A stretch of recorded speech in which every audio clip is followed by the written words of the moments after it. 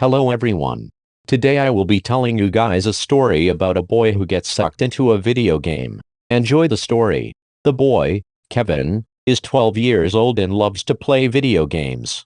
One day, after school, he gets home, powers up his gaming console, and plays Super Mario Bros. As he is playing the game, a thunderstorm begins outside. At first it isn't that bad, but it gets worse. A tornado begins. The tornado rips off the roof of Kevin's house. Luckily, Kevin's family is out of the house and Kevin himself is in the basement of his house. Then, an earthquake strikes. It shakes the whole house and everything falls in on Kevin, including his gaming console. This knocks Kevin out. A few hours later, Kevin wakes up. At first he is relieved that he isn't dead from the storm, but then he realizes that he celebrated too soon. He looked around and saw giant mushrooms in a simulated world. Kevin instantly realized that he was in the game. Immediately, Kevin figured that in order to escape he'd probably need to beat the game.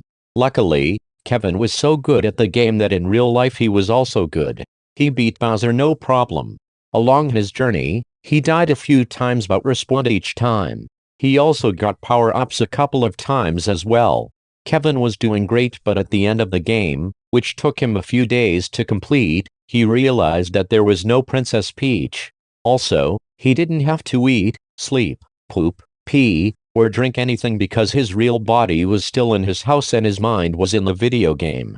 Kevin had to look for Princess Peach. It was a lot easier because when he defeated Bowser, all of the other monsters died as well. Kevin searched for a few minutes when he saw a big screen turn on in front of him. It took him a few seconds to realize that it was the real world. Then, to his shock, he saw Princess Peach. She said she got sucked into the real world somehow. Kevin and Peach talked about how they could switch roles, but Peach said being in a video game is hell and she didn't want to go back. Kevin agreed and they decided that only Kevin should switch dimensions and not Peach. Then, Kevin wanted to become friends with Peach, so he asked her what her favorite emoji is. She said it was the peach emoji because she is a peach. Kevin debated whether to point out that the peach emoji looks like an ass, but he decided not because it would probably hurt Peach's feelings. Kevin asked how old Peach is and she said she has been alive for 40 years but she is in the body of a 12-year-old. Kevin wanted to become friends with the Peach, so he really tried to escape the video game world. Then, Kevin had a genius idea. What if he ran out of lives? He had 14 remaining lives. All of the monsters were dead, but there were still holes in lava he could die from. He jumped into the holes in lava, and while he was doing this, Peach said she admired how talented he was at entering holes. Kevin laughed. Finally, he was down to his final life. If his plan failed, he'd be dead and couldn't come back. But Kevin figured that nothing was worse than being trapped in a broken video game, so he jumped. 10 minutes later he woke up. He looked around. Everything was 3D again, which meant he was back to the real world. Kevin was glad he was back to normal. He asked Peach out in a date and she said yes.